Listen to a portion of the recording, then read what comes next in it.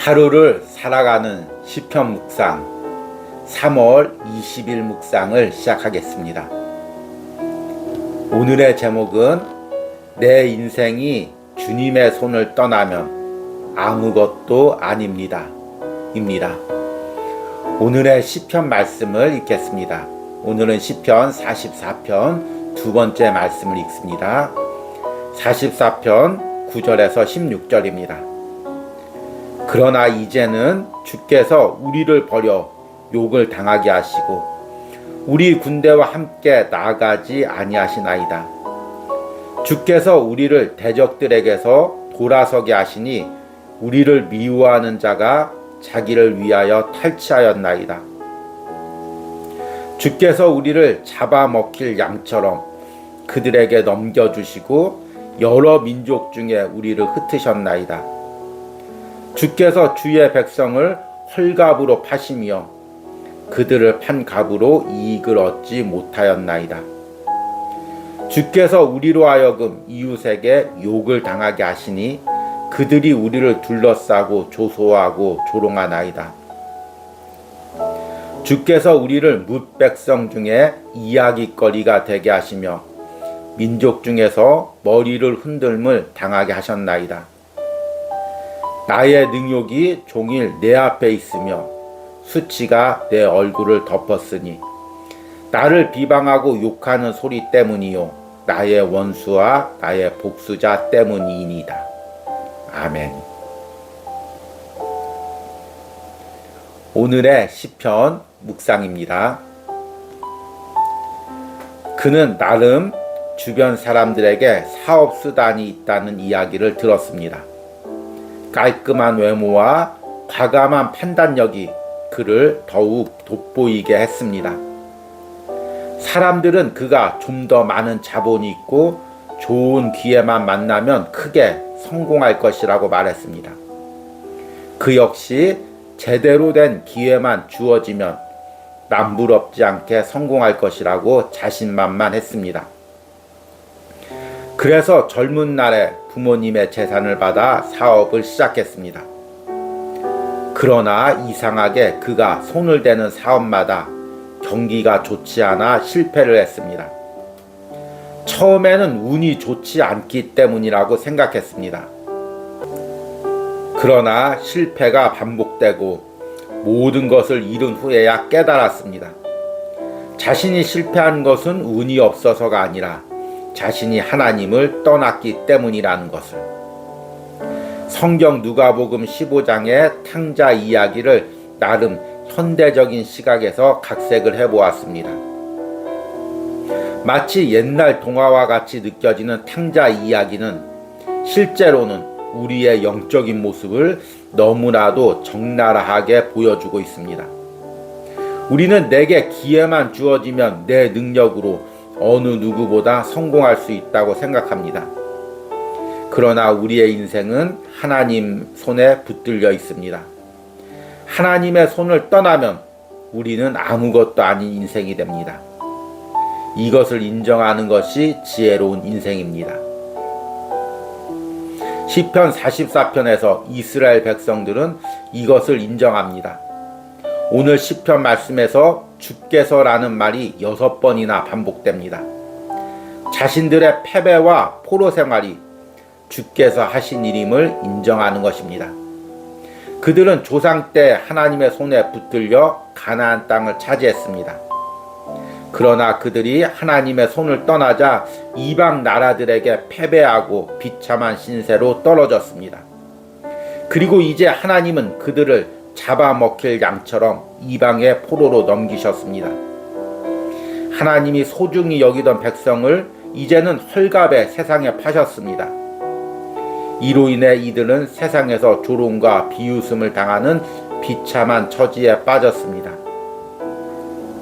마치 탕자가 아버지의 품을 떠나 돼지 쥐염 열매라도 먹으려는 것과 같은 상황으로 떨어진 것입니다. 이스라엘 백성이 전쟁에서 패배한 이유는 무엇일까요? 그들의 군대가 약해서, 전략을 잘못 짜서, 아니면 운이 없어서일까요? 아닙니다. 그들이 하나님의 손을 떠나고 하나님이 그들을 상관하지 않으셨기 때문입니다. 내 인생도 마찬가지입니다. 지금 내가 가지고 있는 지위와 물질 그리고 신앙까지도 모두 하나님의 손에 붙들려 있기 때문입니다. 하나님의 손이 나를 떠나면 나는 아무것도 아닌 인생이 됩니다. 이것을 인정하는 것이 은혜입니다. 아멘. 오늘의 시편 해석과 적용입니다. 오늘은 토요일 날에 이어서 시편 44편을 묵상했습니다. 시편 44편은 이스라엘 백성들이 바벨론의 포로로 끌려가서 하나님께 드린 기도라고 말씀을 드렸습니다. 이들은 포로로 끌려가서 비참한 학대를 당하면서도 낙담하거나 절망한 것이 아니라 이것이 하나님이 하신 일임을 인정하고 이렇게 된 것이 자신들이 하나님을 떠났기 때문임을 인정하는 것입니다. 그리고 다시금 하나님께 회복을 위해서 기도드리고 있습니다. 그래서 시편 44편 묵상을 시작하면서 44편의 전체적인 주제를 내 인생을 주님의 손에 맡겨드리는 기도라고 말씀을 드렸습니다. 이 묵상을 통해서 세 가지를 우리 입술로 반복적으로 고백하기를 원한다고 말씀을 드렸습니다. 첫 번째 고백은 내 인생이 주님의 손에 있습니다 라는 고백입니다. 그리고 두 번째 고백은 오늘 묵상의 제목인 내 인생이 주님의 손을 떠나면 아무것도 아닙니다. 이런 고백입니다. 여러분, 우리가 주님의 손을 떠나면 내가 아무것도 아닙니다. 이스라엘 백성들이 하나님의 은혜로 가나안 땅을 차지했지만 가나안 땅에서 나라를 이루고 국력이 강해지자 이제 자신들이 이것을 이루었다고 생각했습니다. 그리고 무슨 일이든지 자신의 계획으로 세상적인 방법으로 모든 것을 진행시켜 나갔습니다. 그리고 전쟁을 할 때도 자신의 군대와 자신의 지략을 의지했습니다. 아수르나 바벨론과 같은 강대국과 싸울 때도 자신들의 외교술로 극복해 보려고 노력을 했습니다. 그런데 이 모든 것이 다 실패하고 전쟁의 포로로 끌려간 후에서야 이들은 그제서야 자신의 인생이 하나님의 손에 있음을 고백하는 것입니다. 그리고 하나님을 떠나면 아무것도 자신들이 아님을 인정하는 것입니다. 오늘 시편 9절에서 16절이라는 이 짧은 8개의 구절 속에서 주께서라는 단어가 6번이나 반복됩니다. 이 모든 것을 주님께서 하셨다는 것입니다. 먼저 그들이 전쟁에서 진 것도 주님께서 하신 것임을 고백합니다. 9절과 10절 말씀 보니까 그러나 이제는 주께서 우리를 버려 욕을 당하게 하시고 우리 군대와 함께 나아가지 아니하시나이다. 주께서 우리를 대적들에게서 돌아서게 하시니 우리를 미워하는 자가 자기를 위하여 탈취하였나이다. 주께서 우리 군대와 함께 하시지 않으니까 아무리 우리가 전략을 잘 짜고 군대 훈련을 잘 시켜도 패배할 수밖에 없다는 것입니다. 우리 인생도 마찬가지죠. 내가 사업을 하든 직장을 다니든 내 노력으로 아무리 잘 계획을 짜도 하나님의 자녀는 하나님의 손을 떠나면 결국에 세상에서 패배할 수밖에 없습니다. 이것을 인정하는 것이 가장 지혜롭고 은혜로운 사람입니다. 그래서 11절과 12절엔 주께서 얼마나 자신들을 비참한 처지에 떨어지게 했는지를 이야기합니다. 주께서 우리를 잡아먹힐 양처럼 그들에게 넘겨주시고 여러 민족 중에 우리를 흩으셨나이다. 주께서 주의 백성을 헐갑으로 파시며 그들의 판 값으로 이익을 얻지 못하셨나이다. 주님께서 마치 그 양을 잡아먹힐 양을 시장에 팔듯이 우리를 팔았다는 것입니다. 그리고 그 판 값이 너무나 헐값이어서 주님께서 파시고도 아무 이익도 얻지 못할 정도로 그렇게 하나님의 백성을 헐값에 팔았다는 것입니다. 이것은 이스라엘 백성들이 포로 생활에 놓이게 된 그 비참한 상태를 하나님의 손을 떠났기 때문임을 인정하며 고백하는 것입니다.